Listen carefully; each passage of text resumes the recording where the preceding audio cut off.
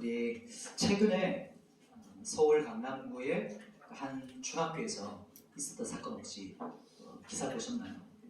한 남학생이 여학생을 이제 칼로 찌르고, 아직 아닙니다. 이 영상은 나중에 칼로 찌르고 이제 도망가서 이제 투신했던 사건이 있었습니다. 그리고 최근 5일 동안에 이렇게 자신을 몸을 던진 사건이 3번이나 있었어요. 강남구 안에서만. 그래서 보셨죠? 그 사건이. 왜 이렇게 도대체 이렇게 어린 학생들이 이런 어떤 모습으로 나타날까, 또 이런 어떤 죄의 모습도 나타나고 이렇게 절망스럽고 안타까운 일들이 벌어질까? 혹시 한번 생각해 보셨나요? 이렇게 기사 접했을 때 죄라는 것이 얼마나 비극적인 건지를 기사를 보고 그 사건을 보고 조금 생각이 들었어요. 그러면 그 학생한테만 유독 그렇게 죄라는 것이 어떤 뭐랄까 일그러진 어떤 모습들이 두드러지게 나타난 걸까요? 어떻게 생각되시나요? 그렇지 않죠. 이 죄라는 게 그 학생에게 미디어를 통해서 나타난 거지, 우리 안에서도 동일한 어떤 힘이 있어요. 우리가 겉으로 잘 드러나지 않는 것이 있죠. 청년도 그렇게 한번 생각해 본 적이 있어요? 혹시 내가 자신을 바라보면서 뭔가 내 안에 내가 원하지 않는 어떤 어떤 힘, 죄의 힘이 나를 막 내가 어떻게 하지 못하도록 하는 것 같은 그런 느낌 받은 적 없어요? 그래서 내가 진짜 죄인이구나, 그런 어떤 생각이 문득 들어본 적 없으십니까?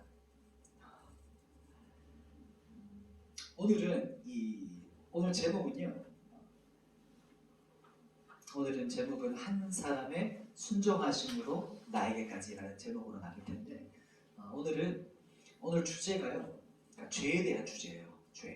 그리고 죄의 주제인데, 이 죄가 어떻게 시작되었는가, 죄의 기원이 무엇이고, 또 오늘은 특별히 죄의 대표성, 또 이 유전성에 대한 조금 이제 어렵다고 생각할 수 있지만 죄에 대한 핵심적인 이야기를 여러분하고 좀 나누려고 해요.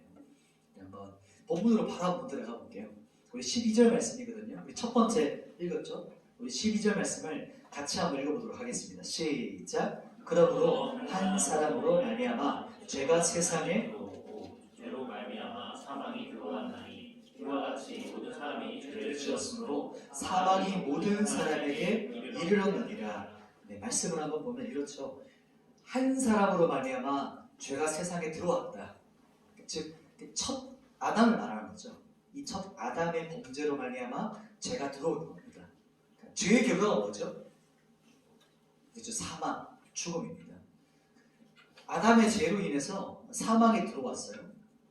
그 다음 부분에 성경에 보면 이렇게 말해요. 모든 사람이 죄를 지었다, 이렇게 말합니다.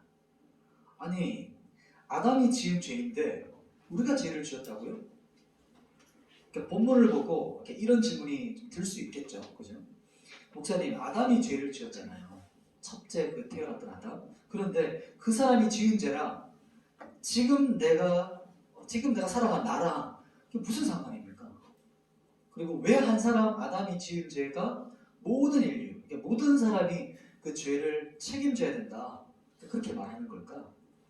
옛날 사람이잖아요. 옛날 사람의 죄가 지금 나랑 무슨 상관이 있습니까? 왜 아담이 지은 죄가 지금 나에게도 영향이 미친다고 말씀하시나요? 이게 첫 번째 여러분하고 나누고자 하는 거예요. 그러니까 두 가지로 설명이 가능해요. 이것에 있어서 이 아담의 죄가 우리에게 미치는 영향이 두 가지인데, 여기서 교리라고 해요. 교리. 쉽게 말하면 뼈대. 이 건물에도 보면 기둥이 있죠. 건물을 짓기 전에 기초가 있으면 뼈대를 지어요. 신앙에 있어서 뼈대가 중요해요. 뼈대가 전체는 아니지만 핵심적인 그 핵심 가치와 진리의 기둥들이 이렇게 탁 있어야 그 사람의 신앙이 견고해요. 그냥 계속해서 인테리어를 한다고 해서 그 집이 튼튼하거나 그 사람의 신앙이 자라는 게 아니에요. 핵심적 교리, 그러니까 핵심적인 진리를 세워가야 되거든요. 오늘 그 두 가지를 한번 살펴볼 거예요. 첫 번째는 뭐냐면 죄의 유전성이에요. 죄의 유전성인데, 쉽게 말하면 죄는 유전된다는 거예요. 죄가 유전된다. 한번 생각해 보세요. 죄가 바이러스다. 죄가 바이러스라고 생각해 보세요. 우리가 왜 죄인이죠? 죄를 짓기 때문인가요? 그것도 결론적으로 맞죠. 죄를 지었으니까 죄인이죠. 그런데 성경은요, 더 근원적인 이야기를 해요. 이게 무슨 말이냐면, 우리가 죄인인 이유는 사람 안에 뭐가 있기 때문일까요? 죄가 있기 때문에 죄인이다, 이렇게 말을 해요. 조금 더 쉽게 말하면, 이 죄의 바이러스가 있기 때문에 우리가 죄를 짓는 것이다, 이렇게 말을 해요. 감염된다는 거죠. 반대로 이게 앞뒤가 바뀌면 죄를 지었기 때문에 죄인이 되는 게 아니라는 거예요. 순서가 뭐냐면 죄가 먼저라는 거예요. 우리가 죄인이기 때문에 죄를 짓는다는 거예요. 죄를 짓는다. 이 감기 바이러스에 감염되면 뭐가 나타나죠? 감기 증상들이 나타나잖아요. 그런 거예요. 죄라는 바이러스에 감염되었기 때문에 이 죄의 증상들이 나타나는 거예요. 죄인으로서 살아가는 거예요. 그래서 죄인이라는 거죠. 이게 아주 실존적인 증명이에요. 이게 뭔가 좀 철학적으로 느껴지지만 그냥 우리 모두가 다 그냥 실존하는 거예요. 지금 다. 아, 내가 죄인이지. 자각하는. 그러니까 딱 보면 사람을 보면 자기를 보면 알아요. 아, 누가 가르쳐주지 않았는데 나에게 죄가 있네. 뭐지? 이거 우리 실존적인 증명입니다. 그런 말이죠. 내가 아무리 부모님이 싫다고 부모님 너무 싫어. 아빠 엄마 나 안 닮았어. 이렇게 막 소리를 지르거나 고집을 피운다고 해서 안 닮았을까요? 그렇지 않죠. 태어날 때부터 유전적으로 그냥 닮아서 태어났어요. 그것과 마찬가지라는 거예요. 그러니까 유전적으로 닮았다는 거죠. 이게 이제 죄의 유전성이라는 건데 이렇게 말하면 죄인이기 때문에 뭐를 한다? 죄를 짓는다. 얘는 조금 우리가 이해하기 쉬운 것은 감기 바이러스다. 죄가 바이러스와 같은 것이기 때문에 우리 안에 있기 때문에 나타난다. 이게 핵심적 정리입니다. 두 번째는 뭐냐면 이 대표성이라고 그래요. 대표성. 참여한다. 성경은 또 이렇게 말을 하기도 해요. 참여.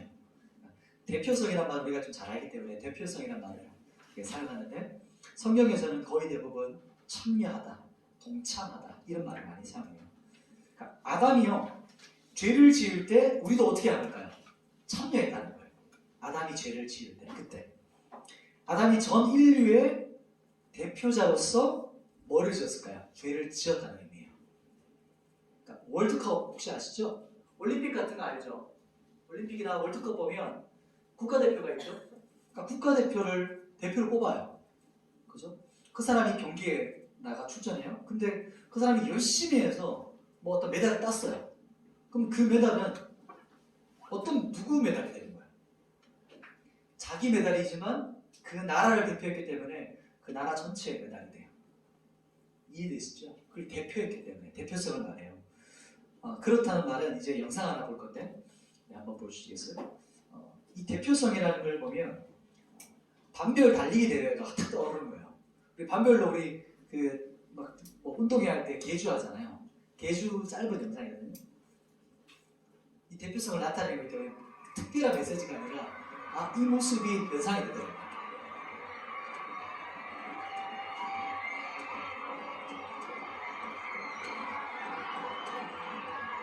천군 백군 이렇게 나와서 막 달리기를 하더라고요. 계속 달리는 거예요. 기본적으로 달리는데 보면서 이해가 되더라고요. 실수해서 조금 따라잡혔어요.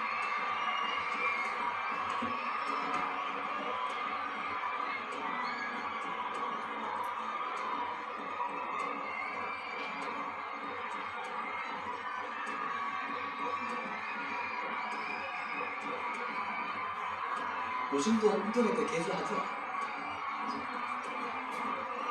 이게 마지막 피날레잖아요, 그죠? 오늘 이제 거의 튀겨버렸어요.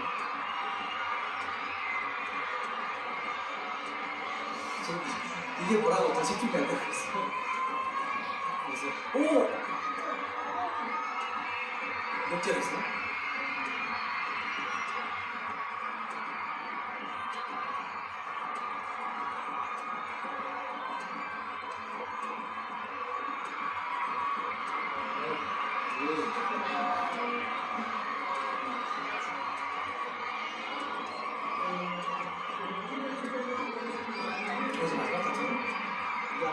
그런 것 같은데.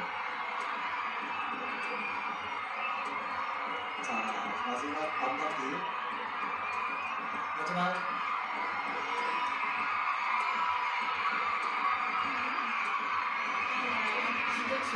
와.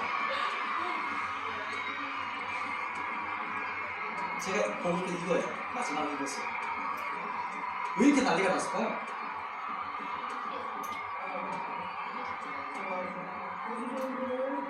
계속 보고 싶죠?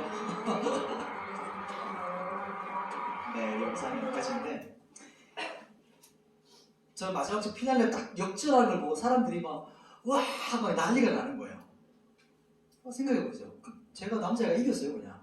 혼자 따라잡아서 자기가 이긴 거예요. 그런데 왜 다른 사람들이 그렇게 좋아하죠? 그 사람이 뭘 대표하기 때문이에요? 우리를 대표하기 때문이죠. 우리 팀 전체가 이긴 거예요. 쉽게 말하면 반별대회 저렇게 계실 때 아이패드 100개 탁 걸려서 한 사람당 다 줄 수 있어요.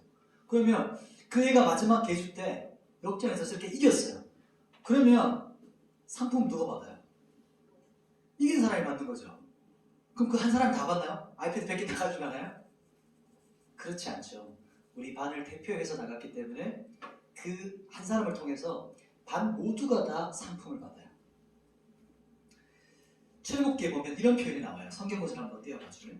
출애굽기 1장 5절에 보면 이런 성경이 나와요. 한번 제가 읽어드릴게요. 같이 띄워나요? 같이 한번 읽어봅시다. 시작! 야곱의 허리에서 나온 사람이 모두 70이요 요셉은 애굽에 있었더라. 아멘. 참 독특한 표현이죠. 야곱의 어디에 있대요? 허리에 있다고요. 이게 무슨 말인 것 같아요? 야곱의 허리에서 누가 나왔어요? 야곱의 자식들이 나온 거예요. 야곱의 자손들이 어디에 원래 있었어요? 야곱의 허리에 있었다. 이렇게 성경이 말해요. 이게 참 비유적인 표현이지만 너무 정확한 표현이거든요. 야곱의 허리에 그 아들과 딸들이 지금 있었다라는 거예요. 그러니까 저희 집에 보면 한 번씩, 지금도 한 번씩 그러기도 하지만 예전에 이렇게 앨범 이렇게 보면 미네민이가 이렇게 물어요. 아빠 이거, 엄마 이거 언제 사진이야? 이거 언제 찍은 거야? 이렇게 하면 저희가 이해하기 쉽게 한 번씩 그렇게 말할 때가 있어요. 이건 미네민이가 아직 아빠한테 있을 때야. 이렇게 말해요. 이거 언제 사진인지 알겠죠? 그러니까 결혼하기 전에 혹은 민재만 있었을 때 그렇게 표현하거든요.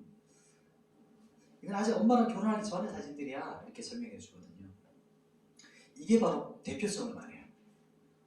아직 생물학적으로는 태어나지 않았어요. 그러나 그 존재가 부모와 함께 있어서 부모가 짓는 행동을 같이 함께 동참하는 거예요. 그걸 말하는 겁니다. 그래서 왜 제가 여기 유전성과 다시 PPT 한번 돌려주세요. 유전성과 대표성을 같이 말하냐면 보면 유전적으로 죄인이라고 말하잖아요. 그건 알겠어요. 왜냐하면 실존적으로 내가 아니까, 느껴지니까, 인정되니까. 그래서 그렇구나, 이건 인정이 되는데, 그런데 가장 중요한 게 뭐냐면 의인된 것에 대해서는 유전적으로 설명할 수 있는 방법이 없어요. 왜냐하면 예수님은 의인인데 우리 안에 예수님의 DNA가 있나요? 유전자가 있나요? 없잖아요. 그것을 바로 이제 이 참명, 대표성으로 우리가 성경에서 말을 해요. 이제 지금 이제 그다음부터 나누고 싶은 부분이 그거예요. 그럼 어떻게 의인이 되는가? 그 이야기에 대한 이제 뒷부분 이야기를 좀 더 나누고자 합니다. 자, 대표성과 유전성, 이 죄에 대한 것 중에 참 핵심적인 거 두 가지 했어요. 이것만 도 엄청 방대하지만 핵심만 뼈대를 딱딱 세워놔 보세요. 죄가 이거구나. 유전되었구나. 참여했구나. 이렇게 생각하는 거예요. 그 다음 제가 말하고자 하는 부분은 성경에서도 말해요. 이제 그 뒷부분에 그러면 우리가 어떻게 의인이 됐나 이 이야기입니다. 두 번째 우리 14절 말씀을 같이 한번 볼게요.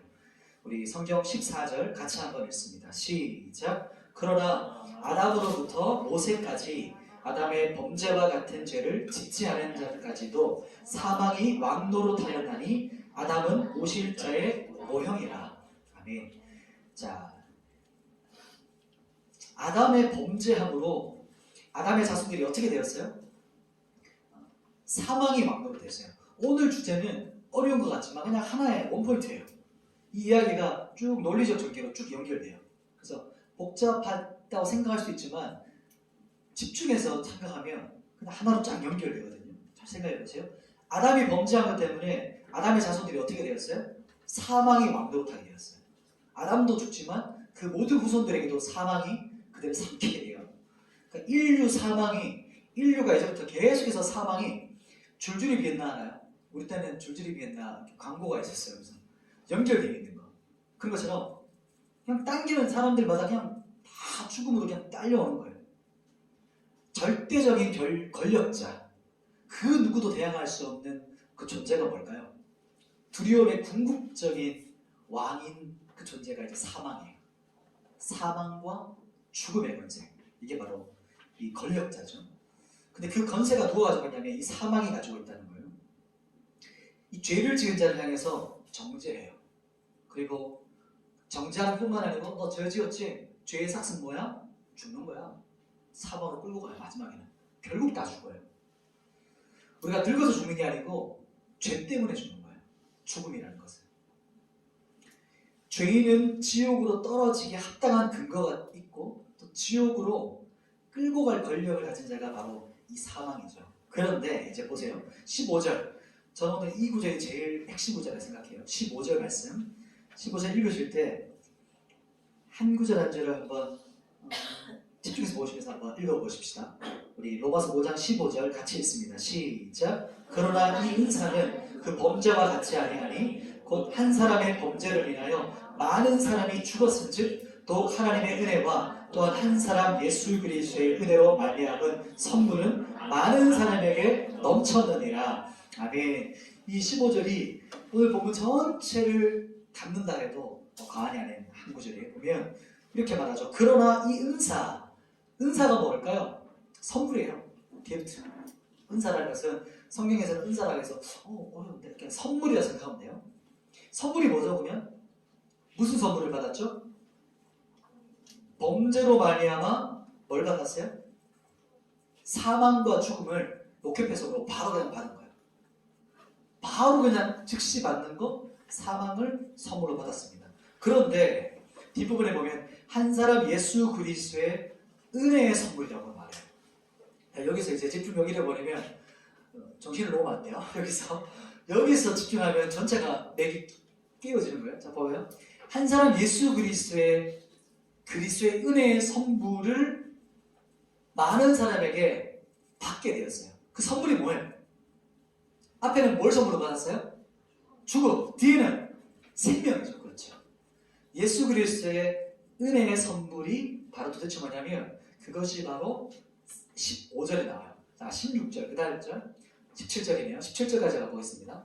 17절에 그 선물이 뭔지가 나옵니다. 17절 같이 읽어봅시다. 시작. 한 사람의 범죄로 말미암아 사망이 그 한 사람을 통하여 왕노릇하였은즉 더욱 은혜와 의의 선물을 넘치게 받은 자들은 한 분 예수 그리스도를 통하여 생명 안에서 왕노릇하리로다. 아멘. 아시겠죠? 여기 마지막에 뭐가 나와요? 예수 그리스도를 통하여 뭘 받았어요? 생명을 받아요. 한 사람 아담의 범죄는 사망이 모든 사람에게 로켓 배송 선물을 다 줬어요. 그러면 똑같이 아담이 죄 때문에 범죄함으로 사망이 왔다면 동일한 원리로 예수 그리스도께 마지막 아담이시거든요. 둘째 아담. 이분이 우리에게 주신 것이 뭐예요? 생명을 우리에게 선물로 주신 거예요. 얻게 된 거예요. 우리가. 그가 한 행동이 뭘까요? 그분이 어떤 행동을 하셨죠? 그분이 무슨 행동을 하셨을까요? 이제 그 부분입니다. 18절. 오늘 18절 말씀에 그렇다면 우리가 생명을 선물로 받았는데 어떤 행동을 하셨길래 우리가 선물을 받았나? 그것이 무엇인가? 18절 말씀을 또 같이 한번 읽어볼게요. 시작. 그런즉 한 범죄로 많은 사람이 정죄에 이른 것 같이 한 의로운 행위로 말미암아 많은 사람이 의롭다 하심을 받아 생명에 이르렀느니라. 아멘. 성경에서 한 의로운 행위 이렇게 말해요. 예수님의 한 의로운 행위. 제가 주목하고 싶은 게 뭐냐면 한이라는 단어예요. 한. 단수를 말해요. 헬라어는 정확한 단수가 있어요. 뭐랄까 단수 복수가 정확해요. 시제가 정확해요. 딱 한 번이라는 거예요. 예수님께서 했던 의로운 행위가 몇 번이라고요? 딱 한 번. 딱 한 번 했던 그 한 의로운 행위가 뭘까요?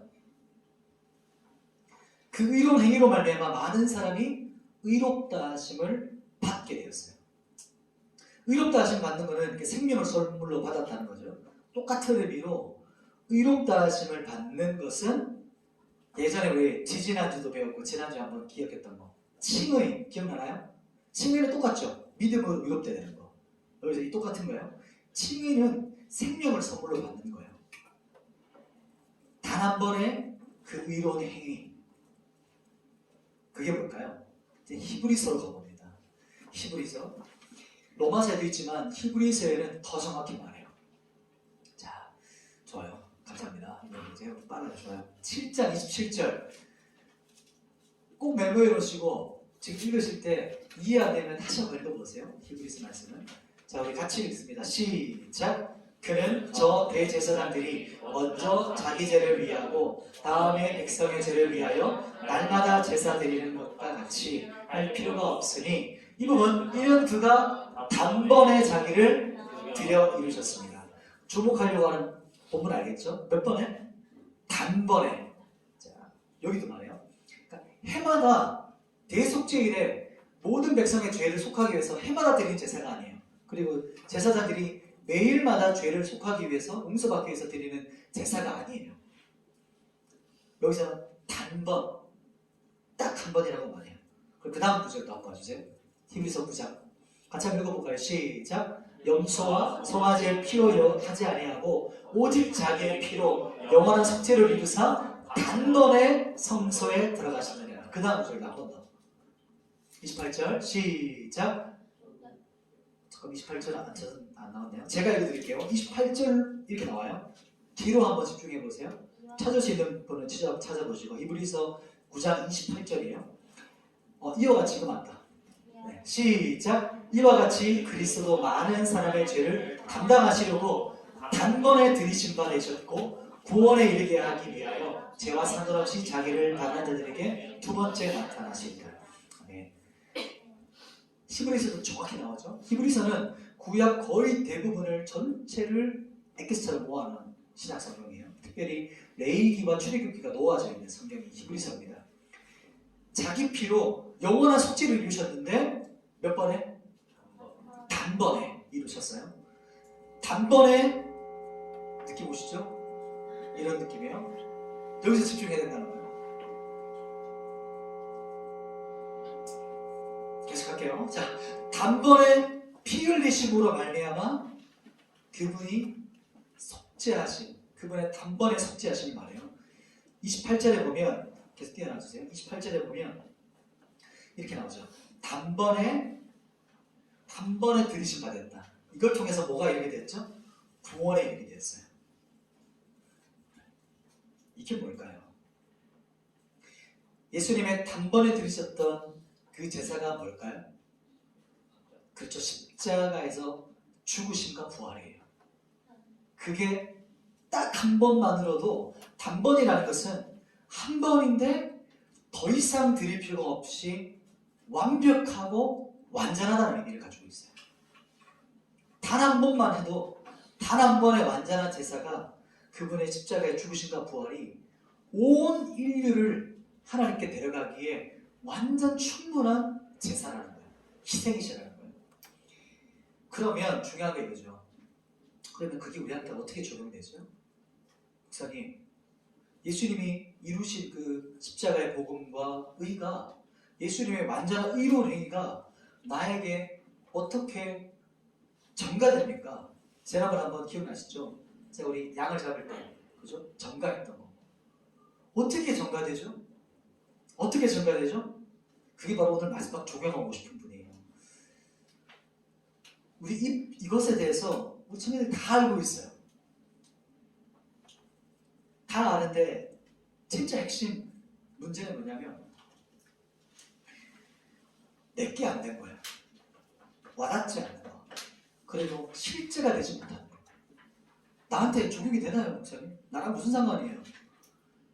진짜라는 거죠. 쉽게 말하면 십자가의 복음이 내 거냐는 거예요. 그게 제일 중요하거든요. 목사님 복음 알겠어. 목사님 좋으시겠어요? 그게 아니고 나에게도 이 복음이 진짜인가? 그게 제일 중요하거든요. 그게 마지막에 여러분하고 보고 싶은 부분이에요. 금방까지 얘기했던 게 이렇게 정리됩니다. 우리가 봤던 부분이 예수님의 단 한 번의 뭐죠? 십자가의 속죄, 십자가의 속량으로 말미암아 우리에게 의가 전가돼요. 이게 그냥 팩트예요. 진리예요. 이거는 역사적 사실이고 역사 한가운데 주님께서 이루신 일이에요. 그렇다면 이 십자가의 복음이 우리에게 어떻게 전가되느냐, 이 부분이 여러분하고 마지막 적용적으로 살펴보고 싶은 마지막 부분입니다. 우리 세 번째 이제 19절 말씀인데 우리 같이 한번 메모했나요? 우리 19절 말씀을 같이 한번 읽어보도록 할게요. 19절 시작. 한 사람이 순종하지 아니함으로 많은 사람이 죄인 된 것 같이 한 사람이 순종하심으로 많은 사람이 의인이 되리라. 아멘. 여기서 한 사람 예수 그리스도의 순종하심으로 많은 사람이 어떻게 되었어요? 의인 되었어요. 어떻게 그렇게 되죠? 어떻게 그렇게 될 수 있습니까? 그분이 의로운 행위, 그분의 순종하심, 그렇게 그분께서 순종하실 때 많은 사람이 거기에 어떻게 했죠? 우리 아까 처음에 배웠던 거, 부분. 우리가 그분의 의로운 행위에 참여한 거예요. 동참하는 거예요. 그분이 우리의 대표자가 되신 거예요. 그게 바로 우리에게 말하는 앞부분이에요. 그러면 어떻게 참여할 수 있나? 어떻게 우리가 그분의 의로운 행위에 우리가 함께 할 수 있는 거죠? 그게 바로 우리가 가장 소망하는 믿음이에요. 믿음. 여기서 가장 핵심 키워드가 믿음인 거예요. 그분이 이루신 것에 우리가 함께 동참할 수 있는 그 방법, 우리가 어떻게 그분의 의로운 행위에 동참하죠? 믿음으로 함께 하는 거예요. 우리가 의인되는 것은 유전이 아니라 그분에 참여하는 것이고 대표성을 말하는 거예요. 믿음으로 참여하는 거죠. 그렇다면 믿음은 선물이잖아요. 믿음은 하나님께서 주시는 거거든요.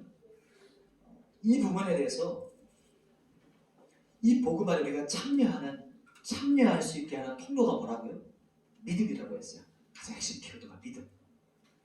예를 들어볼게요. 물로 한번 예를 들어볼까요? 우리 물이라는 게 있어요. 물은 어디로 올라갈까요?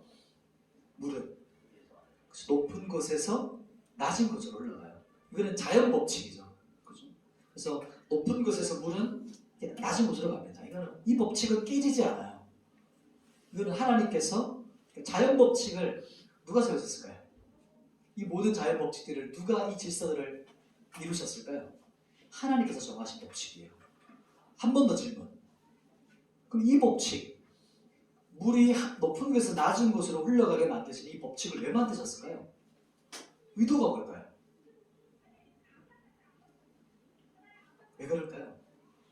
이 법칙은 하나님께서 우리에게 어떤 하나님의 하늘에 있는 어떤 법칙들을, 하늘의 것을 우리에게 알려주기 위해서 이 땅에 있는 것들로 참 많은 비유들이 이 땅에 숨겨져 있어요.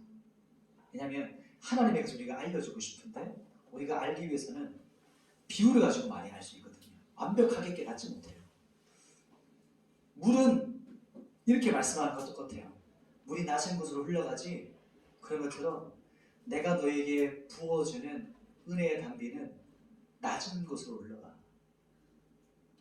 낮은 곳으로 흘러간다는 말이 뭘까요? 그 마음이 가난한 사람, 마음이 하나님을 갈망하는 사람, 마음이 상하고 깨어져 있는 하나님의 은혜를 간절히 원하는 사람에게 나의 은혜는 흘러가도록 내가 만들었어. 그게 영적인 법칙이에요. 그게 믿음의 법칙이에요. 출애굽기 말씀에 이렇게 말을 해요. 우리 그 다음 부분 한번 또 비춰봐 줄래요? 출애굽기 33장 19절 말씀에 하나님께서 이렇게 말씀하시는 게 있어요. 같이 한번 읽어볼까요? 시작. 여호와께서 이르시되 내가 내 모든 선한 것을 내 앞으로 지나가게 하고 여호와의 이름을 내 앞에 선포하리라. 나는 은혜 베풀 자에게 은혜를 베풀고 긍휼히 여길 자에게 긍휼을 베푸느니라. 아멘. 뒷부분이 포인트예요. 은혜 베푸는 거 하나님이 원하시는 사람에게 주세요. 그 다음 부분 한번 또 볼까요? 베드로전서 5장 5절 말씀 같이 한번 읽어볼게요. 시작. 젊은 자들아 이와 같이 장로들에게 순종하고 다 서로 겸손으로 허리를 동이라. 하나님은 교만한 자를 대적하시되 겸손한 자들에게는 은혜를 주시느니라. 아멘. 우리 한 번만 더 뒷부분 한번 읽어볼까요? 여기 저기부터 다 다 서로 겸손으로. 저부분 다시 한번 읽어볼까요? 시작. 다 서로 겸손으로 허리를 동이라. 하나님은 교만한 자를 대적하시되 겸손한 자들에게는 은혜를 주시느니라. 아멘. 그건 하나님께서 정하신 거예요. 전적으로 하나님의 주권으로 정해놓으신 법칙이에요. 뭐죠? 그분이 그냥 그렇게 하시겠다고 결정하신 거예요. 뭐냐면 내가 은혜를 주기를 원하는 자에게 나는 은혜를 줄 거야. 내가 하나님의 긍휼을 부을 자를 내가 줄 거야. 그런데 성경에서 뭐라고 어떤 사람에게 하나님은 또 주신다고 말씀하시냐면 마음이 겸손한 자, 하나님 앞에 자신을 낮추는 자예요. 그리고 오히려 또 반대를 보세요. 무서운 말씀이 있죠. 교만한 자를 하나님께서 은혜를 안 주시는 정도가 아니고 뭐라고 하세요? 대적하신대요. 그러니까 싸운단 말이에요. 네 마음이 교만하니 내가 너랑 싸워야 되겠어. 그게 하나님의 또 마음이세요. 왜 그럴까요? 우리의 마음을 겸손하게 하시는 분이세요. 부어주고 싶은데 교만한 마음, 완고한 마음, 낮은 자의 마음이 아니면 하나님의 은혜가 흘러올 수가 없게 되거든요. 막혀있거든요. 목사님, 그러면 그거 어떻게 가능합니까? 우리가 무엇을 행해야 되죠? 어떻게 하면 하나님의 긍휼을 얻을 수 있죠? 어떻게 은혜 받죠? 그게 우리가 지금 계속해서 바라보고 있는 복음이에요. 복음. 복음이 뭐죠? 우리가 어떻게 위롭다 여김을 받게 되었죠? 어떻게 되었죠? 로마서입니다. 로마서 3장 28절. 앞으로 한두 절 가볼까요? 로마서 3장 28절에 같이 한번 읽어보십시다. 로마서 3장 28절 시작. 그러므로 사람이 위롭다 하심을 얻는 것은 율법의 행위에 있지 않고 믿음으로 되는 줄 우리가 인정하노라. 한 번 더 읽어볼까요? 시작. 그러므로 사람이 위롭다 하심을 얻는 것은 율법의 행위에 있지 않고 믿음으로 되는 줄 우리가 인정하노라. 아멘. 핵심은 이거예요. 우리가 위롭다 여김 받는 것은 믿음입니다. 믿음이에요. 믿음은 하나님께 주시는 선물이에요. 은혜로 받는 거죠. 우리가 하나님께 의롭다 여김을 받는 것은 그냥 전적인 그분의 은혜로 받아요. 오직 믿음으로 일어나는 일이에요. 누구 때문일까요? 오직 예수 그리스도. 맞아요. 오직 예수 그리스도로 말미암아서 이 모든 것들이 이루어지게 돼요. 그래서 우리의 가장 반석이고 우리 기반이 바로 그분이라는 거예요. 예수 그리스도시라는 거예요. 모든 것들의 결론이고 모든 것들의 시작인 것이 그분 바로 예수 그리스도. 예수 그리스도로 말미암아 그분이 하신 일 때문에 모든 은혜가 우리에게 부어지게 돼 있어요. 우리가 구원에 이르게 하는 믿음은 그것 또한 주님이 주셔야 우리가 믿음을 얻게 돼요. 처음부터 그냥 처음 시작할 때부터 끝까지 그냥 다 그분이 하신 일이세요. 우리는 내가 하면 할 수 있을 거라 생각해요. 그게 교만한 마음이거든요. 내가 하면 내 의지로 하면 할 수 있을 거라는 착각을 해요. 그렇지 않아요. 그것은 하나님의 것을 침범하는 거예요. 우리가 할 수 있는 것은 뭐냐면 하나님께 은혜를 달라고 주님 앞에 겸손한 마음을 구비하는 거예요. 하나님, 제가 할 수 없는 것을 인정합니다. 그분 앞에 순복하는 거예요. 그러면 그때 은혜가 임해요. 내 의지를 내려놓는 거예요. 내가 열심을 다하는 것을 포기하고 끝을 내어야 그때 비로소 하나님의 은혜가 임하기 시작해요. 책 중에 그런 책 있는 거 기억나세요? 나의 끝, 예수의 시작. 그게 복음의 시작이에요. 말씀을 정리하십시다. 다시 한번 PT를 넘겨주세요. 첫 번째 우리가 이 뒷부분 정리해주고 넘어가 볼게요. 믿음에 참여하는 것은요, 어떤 사람이 믿음에 동참할 수 있을까요? 예수 그리스도의 의로운에 참여할 수 있죠? 가장 낮고 상하고 깨어진 마음. 하나님은 상한 심령을 그냥 가만두지 않으세요. 항상 거기에 주목하시는 분이에요. 그래서 예배 때도 하나님 앞에 간절한 마음, 상하고 깨어진 심령, 그리고 하나님의 은혜는 가장 처절하게 낮아져 있는 마음, 그리고 겸손한 자에게 언제나 하나님의 은혜는 흘러가게 돼 있어요. 그러니까 그냥 법칙이에요. 이거는 그분이 정하신 일이에요. 그게 바로 우리가 봤던 부분이고, 말씀을 정리하면서 처음부터 끝까지 그분이 하신 일인데, 첫 번째 우리가 바라봤던 것이 바로 아담의 죄가 우리에게 유전이 되었어요. 그리고 아담의 죄가 죄를 지을 때 온 인류가 거기에 동참했죠. 불순종에. 거기에 불순종의 죄의 삭이 뭐죠? 사망입니다. 죽음의 권세가 온 인류를 붙잡았어요. 그때 둘째 아담 대신 이 마지막 아담 대신 예수님께서 단 한 번의 의로운 행위 무엇이었죠? 십자가의 죽으심과 부활이에요. 거기에 우리가 동참하는 거예요. 그것은 무슨 말이냐면 이제 다음 주 다다음 주에 또 이 부분을 좀 더 자세하게 다루게 될 거예요. 그게 뭐냐면 십자가에서 죽으실 때 나도 참여했다는 것은 나도 같이 죽었다는 거예요. 그리고 예수님이 부활하실 때 나도 함께 부활했다는 것이 동참했다는 의미예요. 그게 믿음으로 가능해지는 겁니다. 그리고 이 의롭다 하심을 동참한 자에게 그 믿음을 우리에게 주시는 것이죠. 그래서 십자가의 죽으심과 부활이 바로 내 것이래요. 어떻게 해요? 믿음으로. 예수님은 그 십자가 죽으셨고 부활하셨다. 그 부활 생명을 그래서 얻게 된다는 말이 이 뜻이에요. 마지막으로 바라봤던 것이 하나님의 그 십자가의 복음이 어떤 사람에게 흘러오죠? 마음이 가난한 사람, 하나님 앞에 은혜를 구하는 사람, 완고하지 않고 교만하지 않고 그 십자가의 은혜 가운데 거하는 사람에게 은혜가 부어져요. 그래서 하나님의 긍휼을 간절히 원하는 자에게 이 은혜가 부어지게 되는 겁니다. 우리가 자꾸 말씀을 붙잡고 한번 찬양하고 기도했으면 좋겠습니다. 우리 6월